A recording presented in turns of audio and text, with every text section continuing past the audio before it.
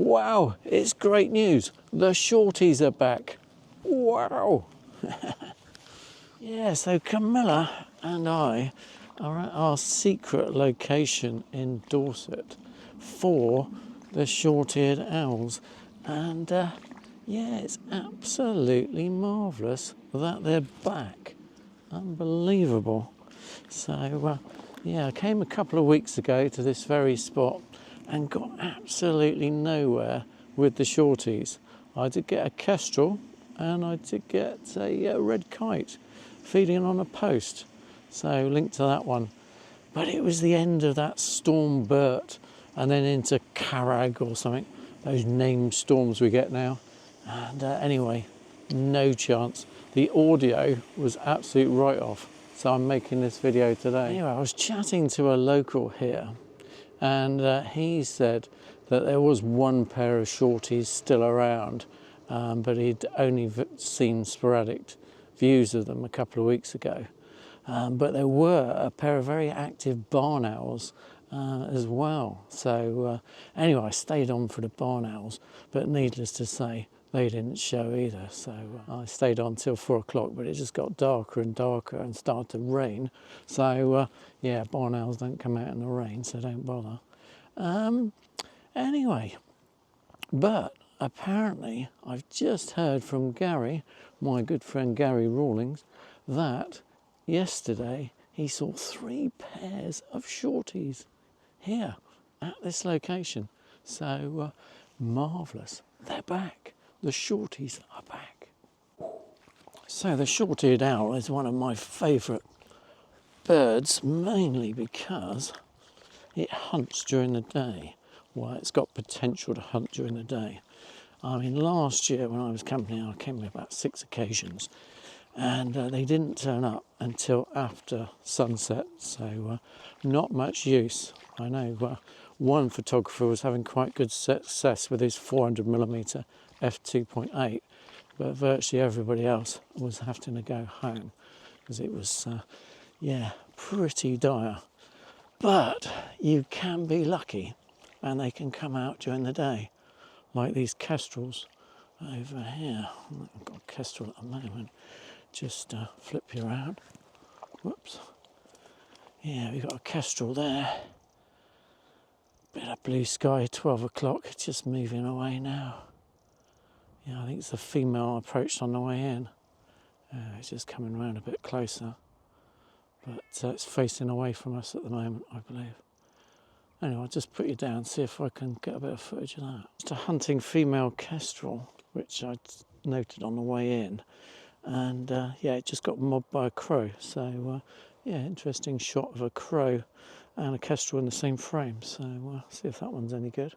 We're still on the A9 III, and we got the 300mm with the 2x converter on. So we're at wide open, we're at f5.6, and I was shooting at 1/2000th of a second, and the ISO, auto ISO, was varying between 800 and 1250. So for that little kestrel burst, yeah, lovely. Anyway, yeah, it's beautiful, beautiful. So there's loads of birds of prey around here as well. It's not just the Shorties. So we did get the red kite last time feeding on a fence post. That was quite beautiful. That was very nice. And yeah, also we got, yeah, a bit more kestrel action. And but we didn't get any Shorties. Didn't get any pictures of the Shortie. And you just don't know when they come out. I mean, apparently yesterday it was 2:30 in the afternoon that they popped out, and oh, it was a dull old afternoon yesterday, so pretty dire, I should think. But they did appear, so they must have thought it was bedtime, I should think. Anyway, so anyway, I'm here all day basically today. So Gary gave us the tip off, and I thought, well, I got the camper van, I shall park up and make a day of it. Lovely until the sun sets. Anyway, it's beautiful conditions at the moment. I mean, last time I came it was horrendous a couple of weeks ago. So the end of Storm Carag. God, it was bad. bad. And yeah. Anyway, yeah, road's already flooded, so I got the wellies on. Noticed I got a slight leak on these wellies. I'm going to have to get a new pair. Bad. Anyway, yeah, lovely conditions at the moment. God, if the Shorty was to pop out now, we'd be in seven heaven. So, anyway, last time, the only really good shots I got with the Shorty in this location were in the mist. So, yeah, if you haven't seen that one, Shorty in the mist. Lovely action. Now, I'll put a couple of those photos up now, taken with the Sony A1 and, of course, the 50 megapixels.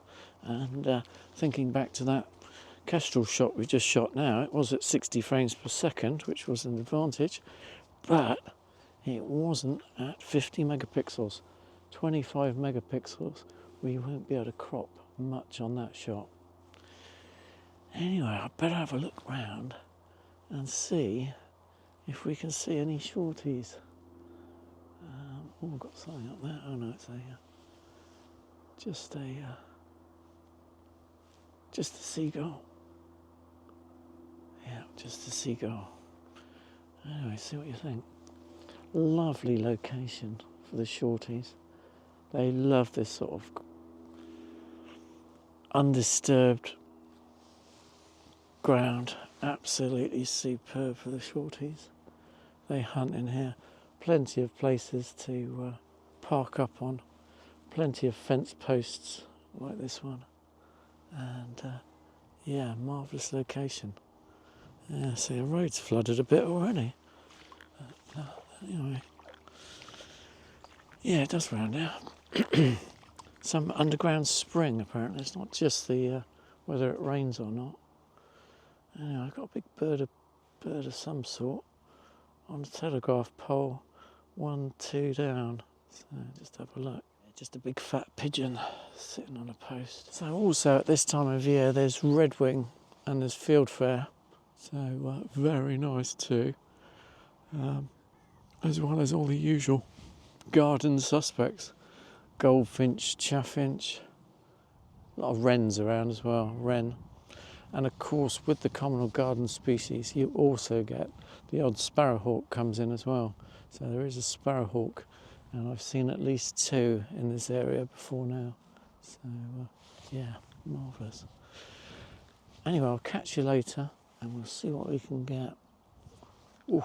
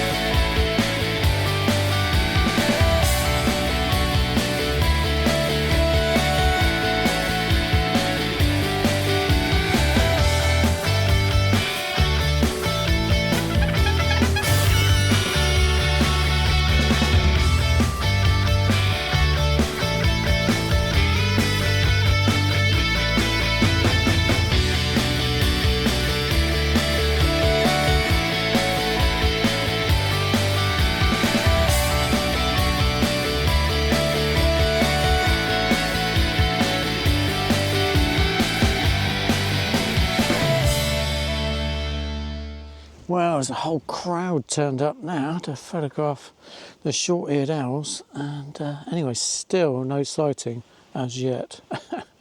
But I have had a great encounter with a male kestrel, and yeah, I was just walking back to the camper van here and really picked the van up and encountered a male kestrel. Went down, caught a mouse. I think it was a mouse, looked a bit too big for a vole.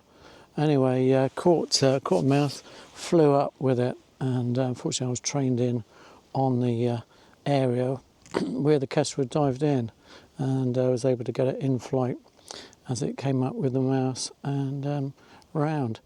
And yeah, 60 frames per second. And well, is it a case, would I have preferred to have had the A1 or the A1 II or the A9 III? and it's a tricky one because it's a pretty good shot of the mouse and the kestrel, and it was fairly close, but you're still going to want to crop the shot probably at least in half, possibly a quarter, so it could be as much as a 200% crop.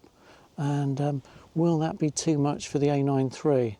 Well, I think it'd be a given with the A1 II. So yeah, anyway, won't be long now. The A1 II is coming with Santa Claus and Rudolph on Christmas Eve, apparently, according to Castle cameras. Anyway, won't have long to wait. But would I have preferred to have had an A1 on or the A9 III for that shot? And I'm saying no, I would still at this stage, I'd be going for the A9 III. I'd be reaching for that first because it got the shot. It stuck with the shot in the bush to start off with, then in the sky, and then in the sky again.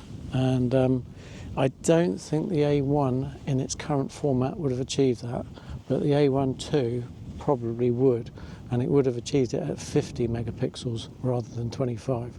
So yeah, interesting though, an interesting little debate. So one to be revealed when we've got the A1 II, but I'm suspecting that I will be using the A1 II more than the A9 III.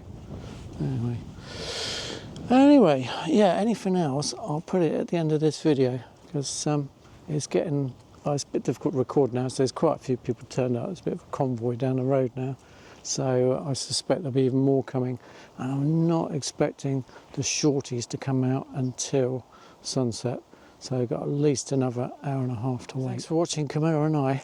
Don't forget to like and subscribe, please. I always forget to say all like and subscribe, and all those people who watch my videos who haven't subscribed yet, yeah, make sure you hit that subscribe button. Thanks very much. Help spread the word and get Camilla and I out there to more people. Okay, anyway, thanks a lot, have a good one. Bye from Camilla and I.